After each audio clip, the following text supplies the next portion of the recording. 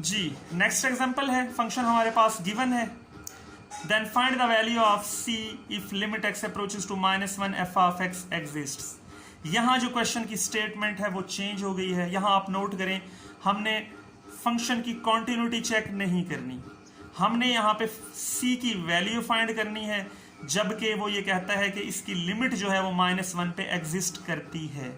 यानी ये गिवन है कि लिमिट -1 पे एग्जिस्ट करती है, हमने c की वैल्यू फाइंड करनी है। तो यहाँ से सबसे पहले हम लेफ्ट हैंड लिमिट फाइंड करेंगे, limit x approaches to point -1 पे। तो limit x approaches to -1 minus f of x, यानी x की वैल्यू जब -1 से लेस है तो फंक्शन की एक्सप्रेशन ये यूज होगी x+2 तो लिमिट अप्लाई की, हमारा आंसर 1 आ जाएगा। इसी तरह right hand limit x approaches to -1 के ऊपर प्लस का सिंबल, f ऑफ x जब x की वैल्यू -1 को राइट साइड से अप्रोच कर रही है, यानी x की वैल्यू -1 से बड़ी है, तो x की वैल्यू -1 से बड़ी होगी तो c+2 ये एक्सप्रेशन यूज होगी। यहाँ पे x नहीं है तो इसका आंसर सिंपली c+2 आएगा। यहाँ से हमारी जो लेफ्ट हैंड लिमिट है वो निकली है 1 और राइट हैंड लिमिट हमारी पॉइंट -1 पे निकली है c+2। अब ये गिवन है क्वेश्चन में कि लिमिट -1 पे एग्जिस्ट करती है, ये हमें दिया हुआ है। तो हम सिंस चूंकि लिमिट -1 पे एग्जिस्ट करती है तो इसलिए लेफ्ट हैंड लिमिट और राइट हैंड लिमिट दोनों क्या होंगी, इक्वल होंगी। तो अब हम इन दोनों को इक्वल पुट करेंगे। तो हमने इन दोनों को इक्वल पुट कर लिया, left hand limit is equal to right hand limit, तो 1 इज इक्वल टू c+2। यहां से सिंप्लीफाई किया, c की वैल्यू -1 आ गई, यही हमने फाइंड करना था। नेक्स्ट एग्जांपल है, वो कहता है find the values of m and n if the given function f of x is continuous at x is equal to 3। अब यहां पे भी नोट करें, हमने यहां डिस्कस नहीं करनी कॉन्टिन्यूटी, हमें ये दिया हुआ है कि फंक्शन कॉन्टिन्यूअस है, पॉइंट 3 पे फंक्शन कॉन्टिन्यूअस है, ये हमें दिया हुआ है। हमें यहाँ m और n की वैल्यूज फाइंड करनी है, तो इसे हम इस तरह लेके चलेंगे। सबसे पहले पॉइंट 3 पे फंक्शन की वैल्यू फाइंड करेंगे। तो देखें यहाँ कंडीशंस में x की वैल्यू जब 3 के इक्वल है तो हमें फंक्शन की वैल्यू क्या मिल रही है, n। तो पॉइंट 3 पे फंक्शन की वैल्यू f ऑफ 3 की आ जाएगी n, इसे इक्वेशन नंबर 1 का नाम दे लें। फिर लेफ्ट हैंड लिमिट उसी तरह से x अप्रोचेस टू 3 माइनस का सिंबल हमारा यहाँ पे आएगा, 3 के ऊपर माइनस का सिंबल f ऑफ x। अब जब x की वैल्यू 3 से लेस है तो देखें 3 से लेस है mx, ये एक्सप्रेशन यूज होगी mx, x को अप्रोच करवा देंगे 3m, ये हमारी लेफ्ट हैंड लिमिट आ गई। राइट हैंड लिमिट के लिए वही limit x approaches to 3 plus का सिंबल f ऑफ x, जब x की वैल्यू 3 से ग्रेटर है तो फंक्शन की कौन सी एक्सप्रेशन यूज होगी, यहाँ पे नोट करें, x की वैल्यू जब 3 से ग्रेटर है तो ये वाली एक्सप्रेशन यूज होगी, -2x + 9। ये हमने पुट किया, x को अप्रोच कराया 3 को, ये हमारा आ गया 3 2 6 9 6 3। तो यहाँ पे नोट करें, हमने यहाँ से वैल्यू भी फाइंड की, लेफ्ट हैंड लिमिट भी फाइंड की और राइट हैंड लिमिट भी फाइंड की। अब ये दिया हुआ है कि फंक्शन कॉन्टिन्यूअस है पॉइंट 3 पे। हमें पता है अगर पॉइंट 3 पे कोई फंक्शन कॉन्टिन्यूअस है तो उसकी उस पॉइंट पे वैल्यू और लिमिट क्या होती है, इक्वल होती है। तो ये देखें, ये तीनों को हम इक्वल पुट कर देंगे, f of 3 is equal to left hand limit is equal to right hand limit. तो तीनों की वैल्यूज हमने ये कंडीशन लगा दी, क्योंकि फंक्शन कॉन्टिन्यूअस है तो इसलिए ये ऐसा होगा। तो हमने यहाँ पे इनकी वैल्यूज पुट कर दी, f ऑफ 3 की value n, left hand limit की वैल्यू 3m और राइट हैंड लिमिट की वैल्यू 3। तो ये तीन हमारे पास इक्वलिटी आ गई, यानी a is equal to b is equal to c।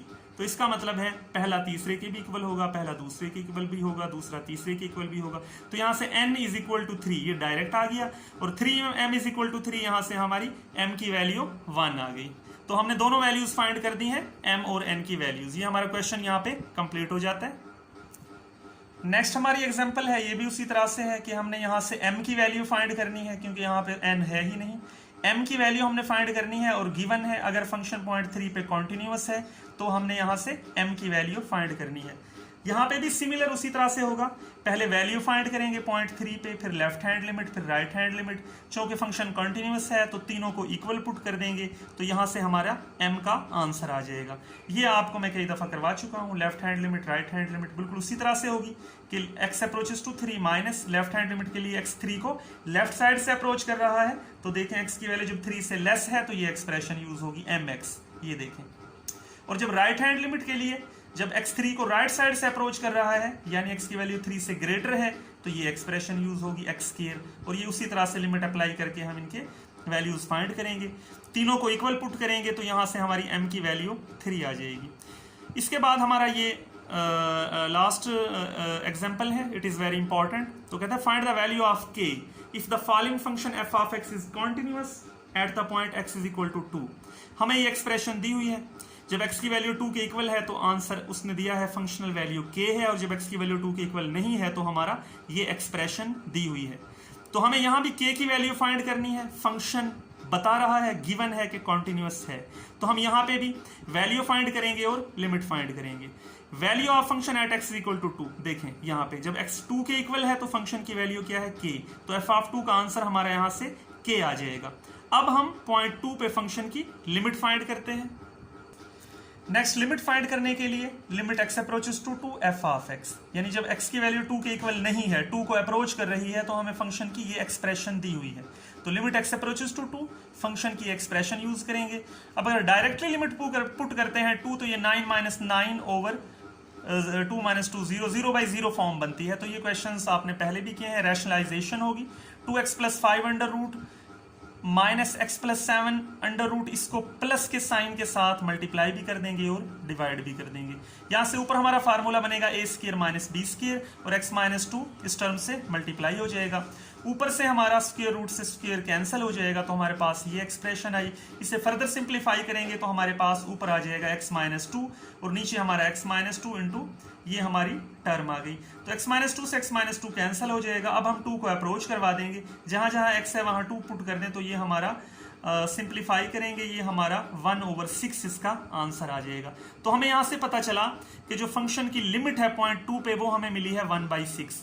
हमने वैल्यू क्या फाइंड की थी पहले, k, यानी पॉइंट 2 पे जो फंक्शन की वैल्यू थी वो k थी, और जो लिमिट आई है पॉइंट 2 पे वो फंक्शन की वो क्या है 1/6। अब क्वेश्चन में हमें ये दिया हुआ था एग्जाम्पल पे कि फंक्शन कॉन्टिन्यूअस है पॉइंट 2 पे, तो इसी को यूज करेंगे। Since function f of x is continuous at point x is equal to 2, तो इस वजह से फंक्शन की जो लिमिट है वो वैल्यू के इक्वल होगी बाय डेफिनेशन। तो यहां से लिमिट हमारी क्या थी 1/6 और वैल्यू क्या थी k, तो हमारा k का आंसर आ जाएगा 1/6।